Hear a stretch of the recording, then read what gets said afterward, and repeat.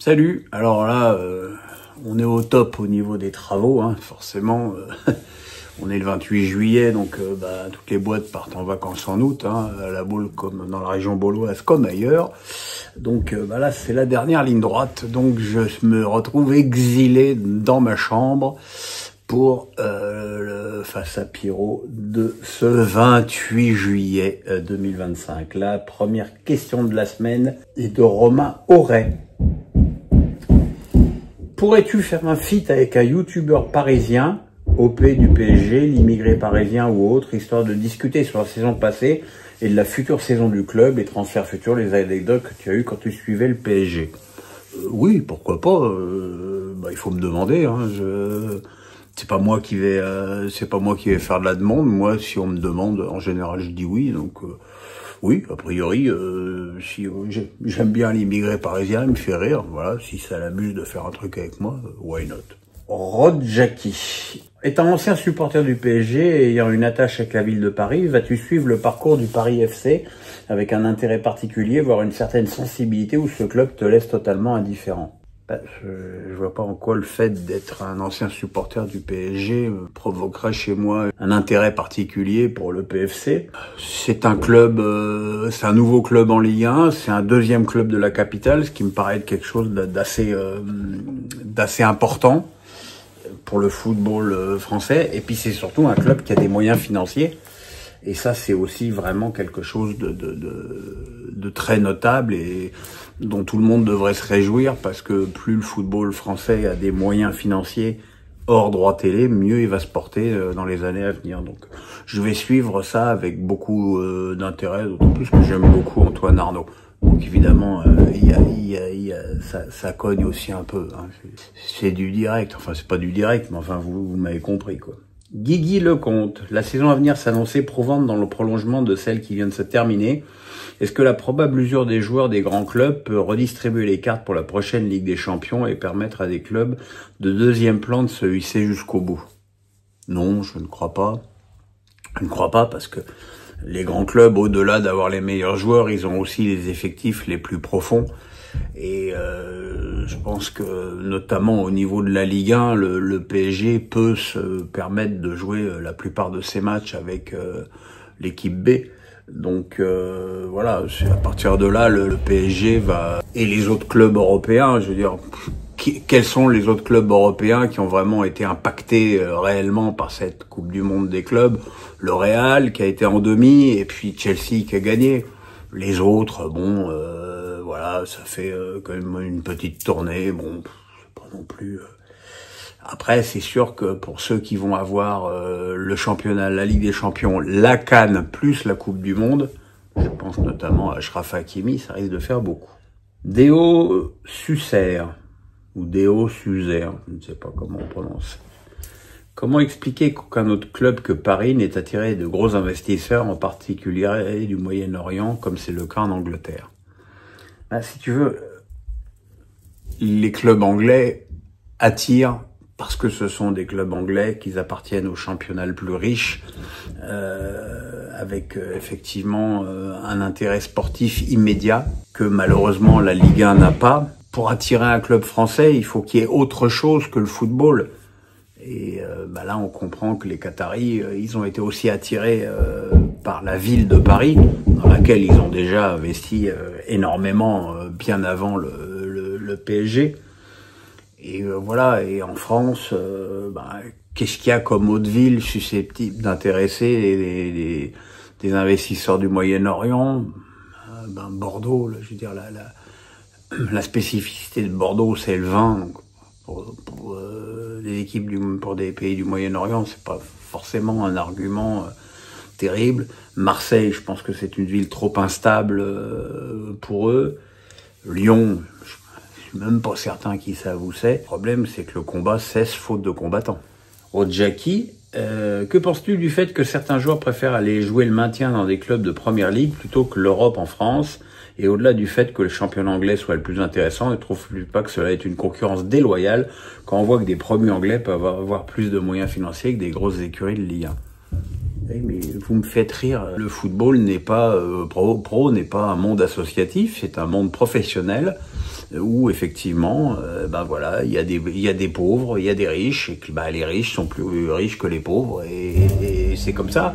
Et c'est pour ça qu'en France, on est extrêmement démunis. Effectivement, il y a beaucoup de joueurs qui vont préférer tenter leur chance dans le club anglais. Alors il y a le salaire aussi, mais il y a aussi le fait d'avoir des matchs super intéressants quasiment toutes les semaines, de jouer sur des super pelouses, dans des stades pleins. Et puis aussi le fait que si ça marche pour toi, bah ça peut te servir de tremplin pour aller dans un plus grand club derrière. Donc je pense pas que ce phénomène va se raréfier. Daxter Killer, vous avez remarqué, il y a des nouveaux. Hein. La mise en avant des négociations entre le PSG et Chevalier ne serait-il pas simplement un moyen de pression pour forcer Donnarumma à prolonger ou à partir cet été? Et en contrepartie, si Donnarumma prolonge, cela ne peut pas être déprimant pour Chevalier de voir qu'il n'a servi qu'à accélérer les négociations. J'ai envie de te dire, c'est le monde des transferts. Effectivement, il y a un désaccord salarial entre le PSG et Donnarumma, donc le gouverner c'est prévoir, et le PSG prévoit de faire la saison prochaine sans Donnarumma, mais bon, pour faire ça sans Donnarumma et au niveau surtout auquel était le joueur italien l'année dernière, il faut évidemment que son remplaçant soit d'un haut niveau, donc il contacte Chevalier. Maintenant, on va voir effectivement ce que tout ça va donner à l'arrivée, mais c'est vrai que la situation est un petit peu bizarre. Kaiser Nadal m'a dit: as-tu déjà joué au padel? Avec l'état des genoux, c'est une alternative intéressante au tennis. Oh non, l'état de mes genoux ne me permet même pas de jouer au padel. Hein. L'état de mes genoux me permet déjà pas de monter un escalier, donc j'ai joué une fois au padel, j'ai détesté ça. Pour moi, c'est du tennis de wish. La position de ta raquette pour la frappe, les rebonds sur les vitres, tout ça, je déteste ça. En fait, je déteste ça. Je suis désolé de le dire, je déteste ça. Richard Dampo. Beaucoup de clubs ont des problèmes financiers. Penses-tu que la DNCG devrait alléger leur contrôle face au déficit de nombreux clubs, période Covid, crise financière? Non, la DNCG, elle est pas là pour être gentille, elle est pas là pour rendre service, elle est là pour éviter que des clubs se retrouvent en situation de faillite, à trop dépenser. C'est au club de s'adapter à la nouvelle donne de l'absence pour l'instant. Hein. Et on peut espérer que ça va s'améliorer, mais pour l'instant, l'absence de droits télé. Et voilà, et c'est effectivement quelque chose qu'il faut changer. Maintenant, je note aussi qu'il y a beaucoup de stades en France qui sont pleins. Je compte plus les stades en France où tous les matchs pratiquement sont à guichet fermé. Hein. Paris, Marseille, Strasbourg, Lens, Brest, Toulouse et certainement d'autres que j'oublie. Donc voilà, il faut aussi aller chercher des nouvelles ressources là où il peut y en avoir. Florian Nabusset. Que penses-tu de la vente de Perry pour seulement 15 millions d'euros? L'OL a vraiment besoin de cet argent, quitte à perdre un joueur aussi important. Lyon a besoin de faire des grosses économies et la vente de Perry en fait partie. Alors c'est vrai que 15 millions, c'est pas une somme énorme, mais bon, le marché des gardiens est quand même extrêmement différent. C'est dommage, même si je note avec beaucoup d'étonnement que quelques supporters lyonnais remettaient en cause le niveau de Perry. Je pense que c'est un peu du dépit amoureux parce qu'il s'en va. Mais je pense que c'est un gardien qui a très bien fait pendant son année lyonnaise, mais que c'est vraiment effectivement dommage de le voir partir aussi vite. Rodjaki.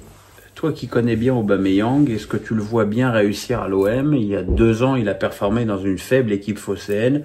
Est-ce que selon toi, il pourrait briller dans un 11 meilleur et penses-tu qu'il puisse être De Zerbi compatible?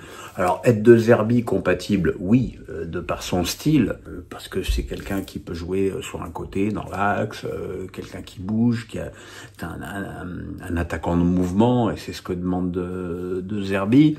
Il peut effectivement combiner avec Gouiri et Greenwood facilement, au cas où ils seraient les 3 alignés, même s'il a plutôt été très performant en Arabie Saoudite la saison dernière. C'est un pari a priori financièrement raisonnable, donc pourquoi pas.